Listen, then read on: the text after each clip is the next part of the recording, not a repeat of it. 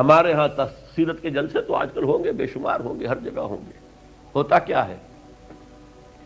آپ کی عظمت بیان ہو رہی ہے، آپ کی کالی کملی کا تذکرہ ہو رہا ہے، آپ کی سرمئی آنکھوں کا حسن بیان کیا جا رہا ہے، آپ کی زلفوں کی یہ ہے، یہ تو نہیں ہے،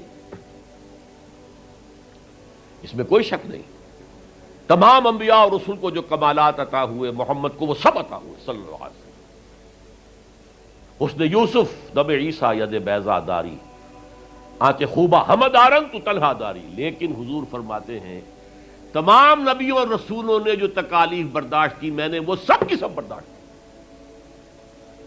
یہ کوئی بیان کرتا ہے؟ کیسے بیان کرے؟ اس سے تو کچھ سبق ملتا ہے کہ کچھ تو تم بھی کرو بھائی. یہ کہاں عاشق رسول بنے پھر رہے ہو؟ کہاں عید میلاد النبی بنا رہے ہو؟ زمین و آسمان کے کلابے اللہ سے بھی اوپر کر رہے ہو راتوں کے اندر. یہ نہیں ہے محمد سے نسبت اور تعلق کا معاملہ. اب آپ دیکھیے، جو اب واقعاتی انداز میں تو جانے کا وقت ہے نہیں نا، لیکن ایک بات آپ کو بتا دوں، دشمنوں نے اقرار کیا ہے کہ تاریخ انسانی کا عظیم ترین انقلاب محمد نے برپا کیا صلی اللہ علیہ وسلم. M N Roy of India, member of Communist International, اس نے 1920 میں تقریر کی لاہور میں برڈلا ہال میں، دی ہسٹوریکل رول آف اسلام. وہ کتاب اب بھی انڈیا میں چھپتی ہے. اس نے کہا تاریخ انسانی کا عظیم ترین انقلاب محمد نے برپا کیا صلی اللہ علیہ وسلم. اور اس نے کہا یہ ندی فتوحات نہیں تھیں، فتوحات تو سکندر نے بہت کر دی تھی، اٹیلا نے بہت کر دی تھی، چنگیز نے بہت کر دی تھی. وہ بروٹ فورس تھی، وہ وحشی قوت تھی. اور محمد کی فتوحات اور ان کی امت کی فتوحات سے نئی تہذیب دنیا میں آئی، نئی روشنی دنیا میں آئی، نئے علوم ایجاد ہوئے، دنیا منور ہو گئی. بہت عمدہ کتاب ہے ہسٹوریکل رول آف اسلام. 1980 کے قریب کتاب چھپی امریکہ میں، دی 100 a selection and gradation of the 100 most influential personalities of human history. تاریخ انسانی کا دھارا بہتا ہے، ہم بھی اس میں بہ رہے ہیں، جدھر بہ رہا ہے ہم بھی بہ رہے ہیں. چلو تم ادھر کو ہوا ہو جدھر کی. کچھ لوگ ایسے ہوتے ہیں کہ جو دھارے کا رخ بدلتے ہیں. بہنے والے تو سب ہیں، لیکن اس دھارے کے رخ کو بدلنے والا کوئی ہوتا ہے. تو ڈاکٹر مائیکل ہارٹ نے پہلے 100 آدمیوں کا انتخاب کر لیا جنہوں نے تاریخ کے دھارے کا رخ موڑا ہے. سلیکشن، پھر گریڈیشن. ان میں سب سے زیادہ جس نے موڑا ہے، جس سے سب سے زیادہ مؤثر ہوا، وہ کون؟ نمبر 1، پھر نمبر 2، پھر نمبر 3، 100 تک چلا گیا. نمبر 1 پر حضور کو لا رہا ہے. عیسائی ہے اور ابھی تک کوئی اطلاع نہیں ہے اس کے اسلام لے آنے کی. زندہ ہے، مینہٹن میں رہتا ہے. اس نے پھر اس کی وجہ بیان کی کہ naturally I O an explanation. Jesus کو جسے خدا مانتے ہیں اسے نمبر 3 پہ لے گیا، حضور کو نمبر 1 پر. اور جواب کیا دیتا ہے؟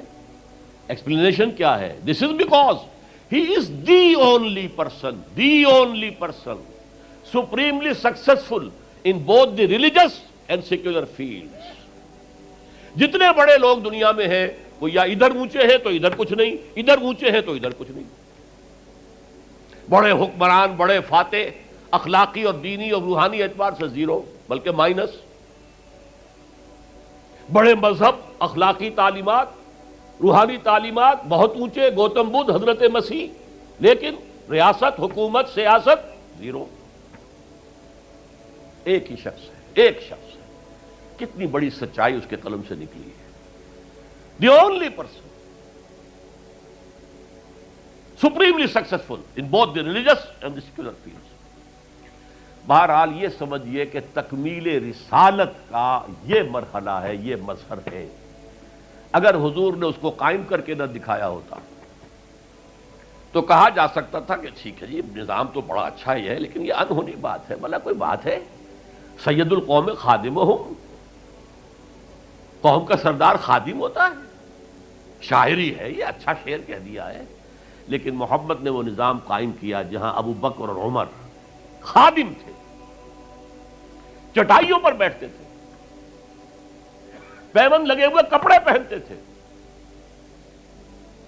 رات کو گشت کے دوران کسی عورت کے کراہنے کی آواز آئی ہے، پتہ کیا، معلوم ہوا کہ درد ذہ میں ہے اور کوئی اٹینڈ کرنے والا نہیں ہے، فوراً گھر گئے، اپنی بیوی کو لے کر آئے، فرسٹ لیڈی، اور اس نے مڈ وائف کا کام کیا ہے۔ ایک اور جگہ دیکھا، بچوں کو رونے کی آواز آئی، پوچھا کیا ہے؟ ماں نے کہا کہ میرے پاس کھانے کو کچھ نہیں ہے، بچے بھوک سے بلک رہے ہیں، اور میں نے یہ صرف ہانڈی چڑھا دی ہے چولہے کے اوپر کے دھوکہ دینے کے لیے کہ کچھ پکا رہی ہوں، تھوڑی دیر میں روتے دھوتے سو جائیں گے۔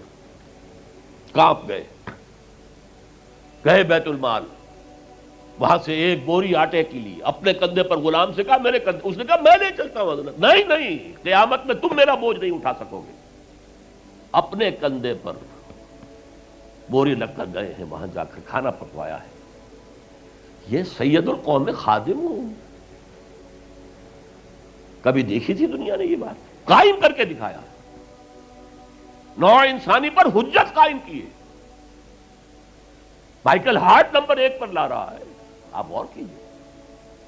ایچ جی ویلز کی بھی اب وقت نہیں ہے میرے پاس، میں نے وہاں تقریر کے اندر پوری واضح کی یہ بات، اس کی شہادت، حالانکہ وہ شاتم رسول ہے، حضور کو گالیاں دی ہیں اس نے، بالکل رشدی کی طرح، اور تسلیمہ نسرین جو ہے بنگلہ دیش کی، اس کی طرح، لیکن ایک اعتبار سے گھٹنے ٹیک کر حضور کی مدح کرنے پر مجبور ہے۔ تو یہ اصل میں بات تکمیل رسالت ہے، پیش کر دینا، پہنچا دینا، وما علینا الا البلاغ، یہ بھی رسالت کا معاملہ ہے، یہ ابتدائی مرحلہ ہے۔ اس نظام کو قائم کر کے دکھانا، انقلاب برپا کرنا، اس کو چلا کر دکھانا، چاہے وہ 30 برس رہا، لیکن دنیا کا کوئی دوسرا نظام تو ایک دن بھی قائم نہیں ہوا۔ جس ڈیموکریسی کا خواب والٹیئر اور روسو نے دیکھا تھا، ایک دن کے لیے بھی نہیں آئی۔ یہ تو کیپٹلسٹ کی ڈکٹیٹرشپ ہے جسے جمہوریت کہا جا رہا ہے۔ جمہوریت کہاں ہے؟ It's the dictatorship of the capitalist. Billionaire نہ ہو تو آپ الیکشن کیسے لڑیں گے؟ عام آدمی الیکشن لڑ لے گا۔ دیو استبداد جمہوری قوام پائے کو، تو سمجھتا ہے یہ آزادی کی ہے نیلم پری؟ ہم نے خود شاہی کو پہنایا ہے جمہوری لباس، ابلیس کا ایک مشیر کہہ رہا ہے، ہم نے خود شاہی کو پہنایا ہے جمہوری لباس، جب ذرا آدم ہوا ہے خود شناس و خود نگر، آدمیوں میں اپنے حقوق کا ذرا احساس، اور یہ احساس محمد نے پیدا کیا صلی اللہ علیہ وسلم۔ اس کے تحت انہوں نے کہا اچھا وہ انسانی حاکمیت ٹنوں کے حساب سے فرعون کے سر پہ رکھی ہوئی تھی، گندگی، اب ہم نے کیا کیا، وہ تولا تولا سب میں بانٹ دو، گندگی تو گندگی رہے گی، نجاست تو نجاست رہے گی۔ انسانی حاکمیت ایک شخص کی ہو، انسانی حاکمیت پوری قوم کی ہو، کفر ہے، شرک ہے۔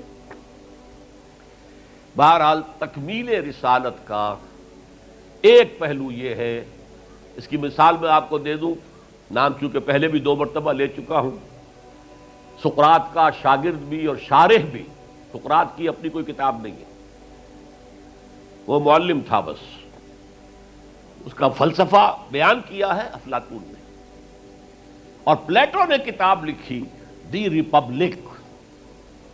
اب دیکھیے آج سے 2500 سال پرانی کتاب ہو گئی، حضرت عیسیٰ سے 300-400 برس پہلے، کتاب اتنی زوردار ہے، آج تک زندہ ہے، ورنہ کتابیں ختم ہو جاتی ہیں، کوئی زوردار کتاب ہو تو زندہ رہے گی۔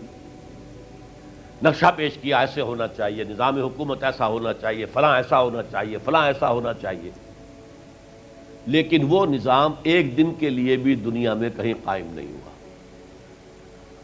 لہذا اسے کیا کہیں گے؟ یوٹوپیا ہے، ایک خیالی جنت ہے۔ حضور نے بھی خیالی جنت پیش کر دی ہوتی، قائم کر کے نہ دکھاتے تو وہ حجت نہیں بن سکتی نوع انسانی۔ تکمیل رسالت، نہ حضرت ابراہیم کے ہاتھوں کہیں نظام قائم ہوا، حالانکہ ابو الانبیاء، خلیل اللہ، امام الناس، انی جاعلک للناس اماما واتخذ اللہ ابراہیم خلیلا، نظام تو نہیں بنا، نہ موسیٰ کے ہاتھوں نہ عیسیٰ کے ہاتھوں علیہ الصلوۃ والسلام۔ یہ صرف محمد الرسول اللہ صلی اللہ علیہ وسلم کا مقام ہے کہ آپ نے ایک عظیم انقلابی جد و جہد، میری کتاب لے کر پڑھ لیجئے اگر تقریریں نہ سنی ہو، تقریروں میں مختصر مفصل منہج انقلاب نبوی، اتنا عظیم کارنامہ، عظیم ترین انقلاب جو برپا کیا 23 برس کے اندر حضور نے، تو اس کے منہج کیا تھا، منہاج کیا تھا، طریقہ کار کیا تھا، اسے سمجھیے۔ منہج انقلاب نبوی میری کتاب ہے، 400 صفحے کی، سیرت کا انالیسس ہے، سیرت کا 6 steps of revolutionary process as deduced from the سیرہ of the prophet، اس کو فلسفہ سیرت کہیں گے ہم۔